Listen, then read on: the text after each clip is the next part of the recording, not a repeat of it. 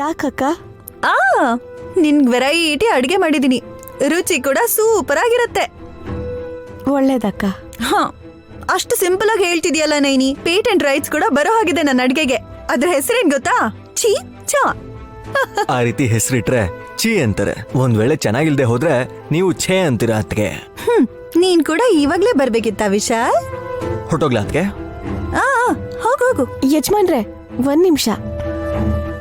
ನೀವ್ ಬಂದಿದ್ದು ಒಳ್ಳೇದೇ ಆಯ್ತು. ಬಾಯ್, ನನ್ನ ಅಡ್ಗೆ ಟೇಸ್ಟ್ ಮಾಡೋ ಕರ್ಮ ತಪ್ತು ಅಂತನಾ? ಅಯ್ಯೋ, ನಾನ್ ಹಾಗ ಅನ್ಕೊಂಡಿಲ್ಲ ಅಕ್ಕ. ಅನ್ಕೋ, ಪರವಾಗಿಲ್ಲ ನೈನಿ. ನೀನ್ ಏನ್ ಅನ್ಕೊಂಡ್ರು ನಾನೇನ್ ಅನ್ಕೊಳಲ್ಲ.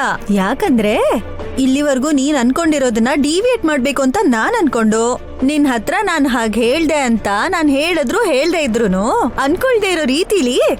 ಅತ್ಗೆ ಪ್ಲೀಸ್ ನೈನ್ ಮಾತಾಡಕ್ ಬಿಡಿ.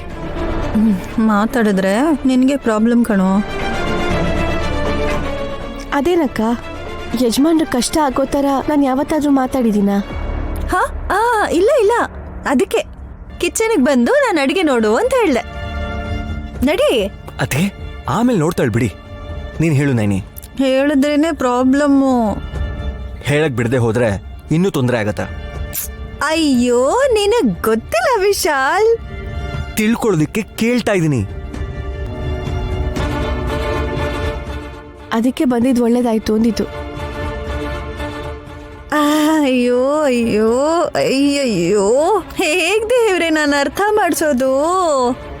ಅತ್ಗೆ ನೀವು ಸ್ವಲ್ಪ ಸುಮ್ಮನಿರುವ ನಿಮಿಷ. ನಾನಿ ನೀನ್ ಹೇಳು. ಹೇಳೋದೇನೂ ಇಲ್ಲ ಯಜಮಾನ್ರೆ, ಕೇಳೋಣ ಅನ್ಕೊಂಡೆ. ಏನದು? ಗಾಯತ್ರಿ ಅಮ್ಮೋರ ಅಂಗೈಯಲ್ಲಿ ನಾಗರೇಖೆ ಇದ್ದ ಹಾಗೆ ಗಾಯತ್ರಿ ಪುಟ್ಟಿ ಅಂಗೈಲ್ ಕೂಡ ಸರ್ಪರೇಖೆ ಹೇಗಿರುತ್ತೆ?